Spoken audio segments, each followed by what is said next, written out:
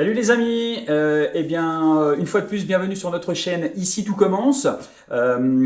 Aujourd'hui, je vais vous montrer comment on fait du pain maison en vous donnant bien le coup de revient, en vous donnant les ingrédients, etc. Et on va réaliser la pâte, on va faire la recette ensemble. Et puis comme ça, je vais vous montrer que c'est super facile de faire du pain maison et que en plus, c'est meilleur et ça coûte moins cher. Voilà. Alors pour réaliser notre recette, je vais utiliser 1 kg de farine. Alors nous on a fait le choix d'une farine bio. Alors normalement pour faire du pain, idéalement il faudrait une farine en T45. Bon là j'ai trouvé que de la T65 mais vous verrez que ça fera très bien l'affaire. Donc 1 kg de farine bio. Alors pour pas nommer de marque, mais on va être obligé quand même, cette farine on la trouve chez Aldi à 89 centimes le kilo. Je vais avoir besoin d'un tout petit peu d'huile d'olive. Je vais avoir besoin d'un carré de levure fraîche. Donc un carré de levure fraîche comme ça pèse environ 40 grammes, si je ne raconte pas de bêtises. 42 grammes, donc je vais utiliser le carré en intégralité. Et ça coûte 39 centimes.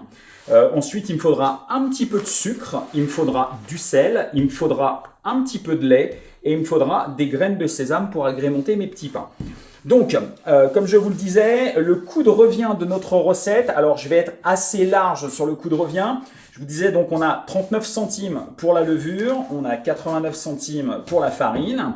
Et en gros, on va dire qu'on rajoute 1 euro pour la dépense d'énergie qui sera celle de la cuisson, parce que pour le moment, on est toujours sur la cuisson avec notre four électrique.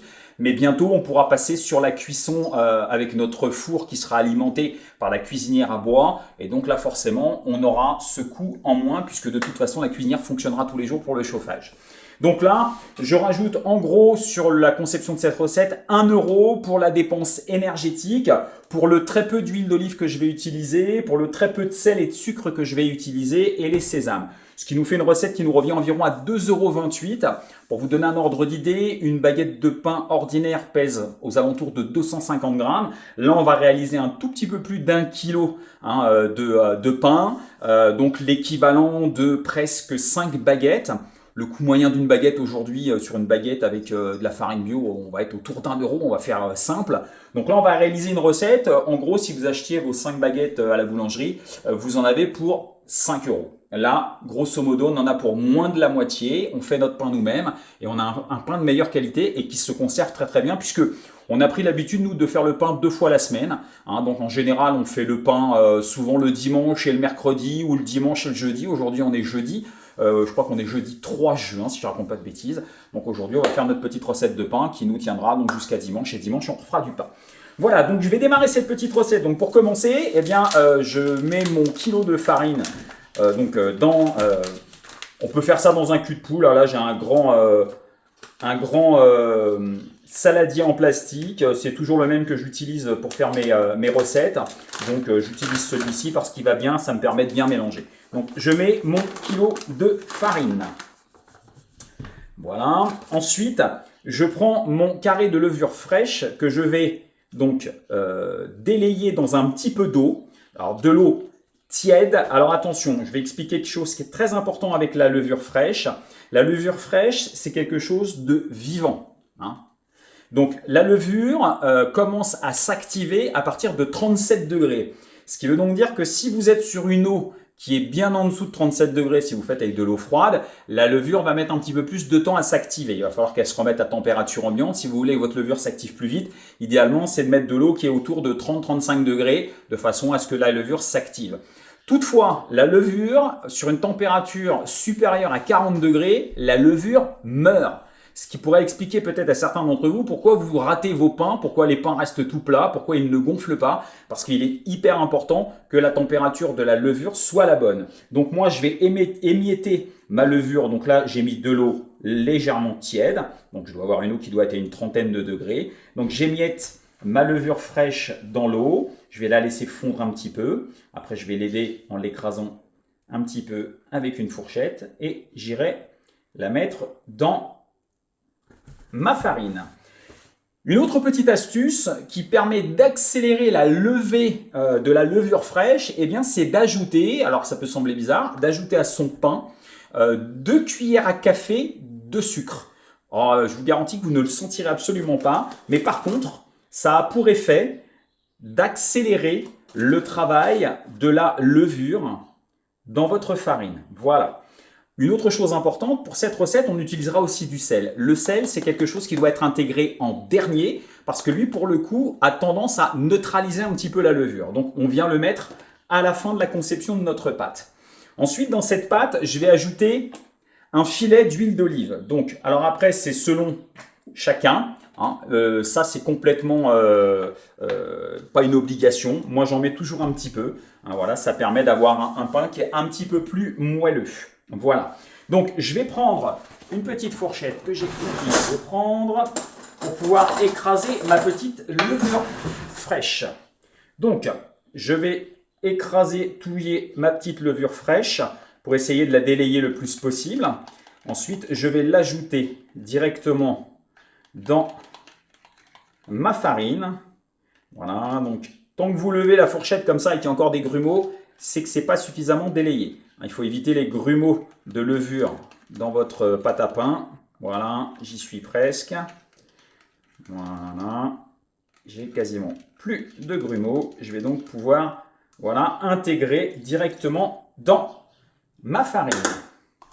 Ensuite, alors au démarrage, moi j'utilise un ustensile pour tourner un petit peu ma pâte. Ça m'évite de m'en coller trop au doigt parce qu'au départ, ça va pas mal coller. Voilà. Donc, à l'œil, j'arrive vite à me rendre compte qu'il faut rajouter de l'eau. C'est vrai, j'aurais pu vous mesurer la quantité d'eau. Moi, je le fais un petit peu à l'œil, puisque le but est d'obtenir une pâte qui soit relativement malléable et non collante à la main. Donc, au début, je commence à touiller un petit peu comme ça avec mon ustensile. Et dès que je commence à obtenir un petit peu plus de pâte malaxée comme ça, je vais aller le faire à la main. Donc là, ça commence à ressembler à quelque chose. Donc, je débarrasse la farine qui est restée collée sur mon petit accessoire. Hop là. Et je vais commencer à pétrir donc ma pâte. Alors pétrir la pâte, ça veut dire que vous mettez la main dedans et vous écrasez bien votre pâte comme ceci. Donc il faut bien l'écraser au milieu de vos mains. Et donc après je vous montrerai, il faut travailler un peu la pâte. Donc là pour le moment, j'essaye de faire une boule. Donc ça manque encore un petit peu d'eau. Voilà.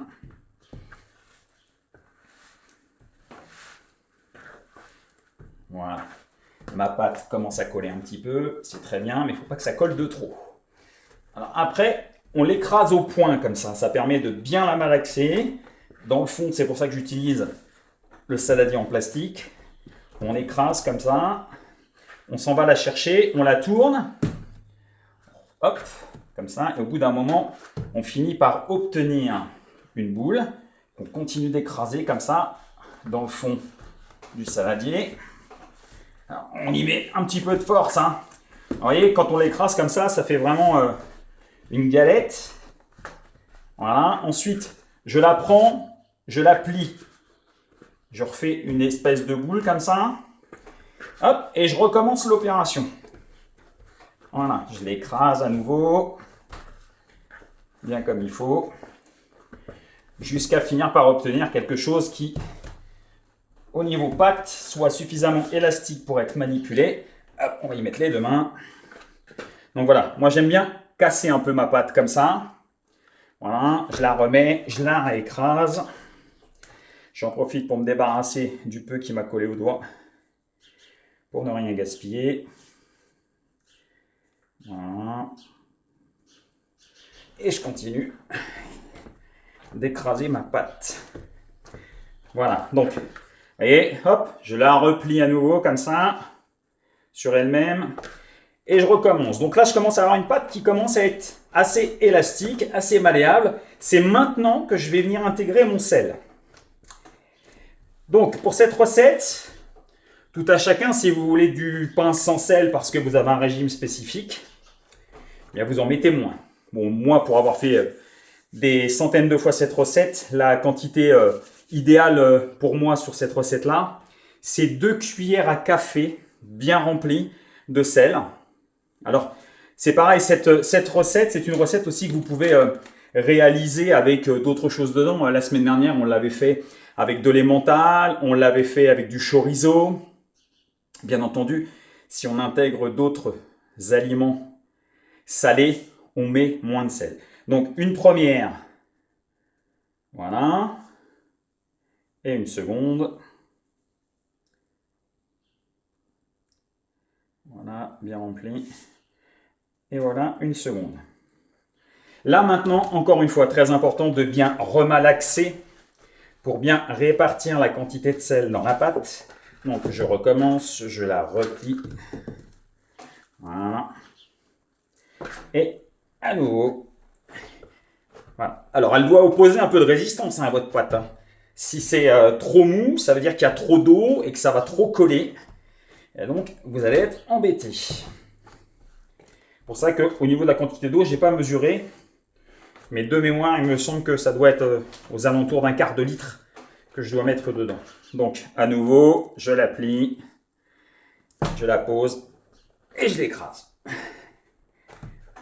Et plus on la travaille, et plus elle est raide. Voilà. Alors après, cette recette, après tout à chacun de réaliser plutôt des baguettes, plutôt un gros pain.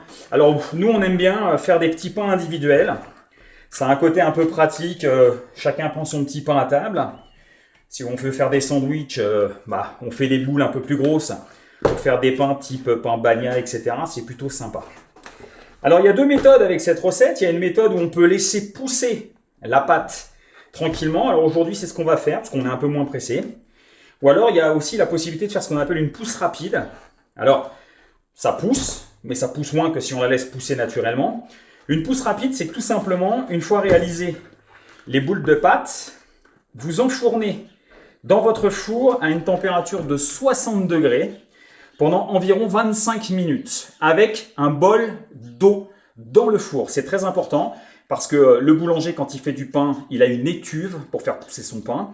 Et donc, il y a toujours un peu d'humidité. Et pendant la cuisson d'un pain, il faut également un petit peu d'humidité. Donc, quand on veut faire pousser rapidement dans un four parce qu'on est pressé, on réalise la pâte comme ça. Ça ne prend pas longtemps de réaliser cette pâte. Là, je prends le temps de vous expliquer, mais habituellement, je la fais beaucoup plus rapidement que ça.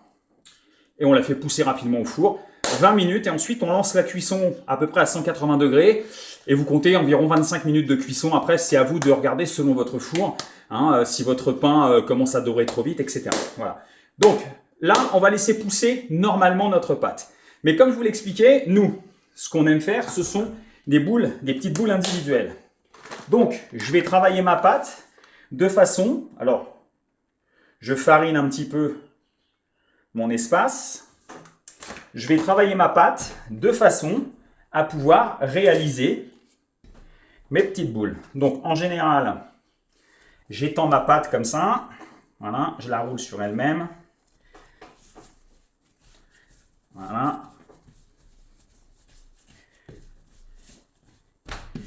Alors, à ce stade-là, je pourrais faire un gros pain. Vous voyez, j'ai qu'à venir le positionner directement dans mon plat. Voilà. Et puis venir le grimer. Alors le grimer, je vais vous expliquer après l'opération avec un ciseau. Tu pourras, chérie, me donner le ciseau. D'ailleurs, j'ai oublié le ciseau. Voilà, donc moi, je fais mon gros boudin comme ça. Et ensuite, je vais faire des petites boules. Merci, chérie. Je vais faire des petites boules. Donc, je vais reprendre un petit couteau. C'est plus simple pour couper la pâte. Donc, je fais mes boules de pâte. Donc, je fais des boules un peu moyennes comme ça. Alors après, le principe, c'est qu'il faut rouler la pâte toujours comme ça vers l'intérieur. Voilà, de façon à mettre tout ce qui est moche en dessous. C'est bête, mais c'est comme ça. Voilà. Ensuite, on prend la boule comme ça dans le creux de sa main et on vient former sa petite boule comme ça. Voilà. On vient former la petite boule. Voilà. Et une fois que votre petite boule est à peu près formée, eh bien, on la met en place dans le plat. Et on recommence, on fait une autre petite boule de pain, et ainsi de suite. Donc, hop, je rabats en dessous, comme ceci. Alors attention à ne pas trop travailler la pâte, parce qu'une pâte trop travaillée, c'est pareil, après, ne lève plus. Donc, à nouveau, je travaille ma petite boule de pâte. Alors, pas d'inquiétude, si vous avez des petites imperfections qui se créent dessus comme ça, c'est pas très grave. Le plus important, c'est d'avoir des boules à peu près homogènes au niveau de la taille et de leur forme. Voilà. Voilà, donc pour accélérer un petit peu le processus de la vidéo, je vais finir mes petites boules hors vidéo. Je vais juste vous montrer comment je finalise donc cette recette. Alors, comme je vous disais, il faut grimer le pain. Donc, pour grimer le pain, avec un ciseau comme ça, on prend la petite boule et on vient lui faire 3 entailles comme ça, directement dedans, directement dans la pâte. Ensuite, on repositionne la petite boule directement sur la plaque de cuisson sur laquelle vous aurez mis une petite feuille de papier sulfurisé.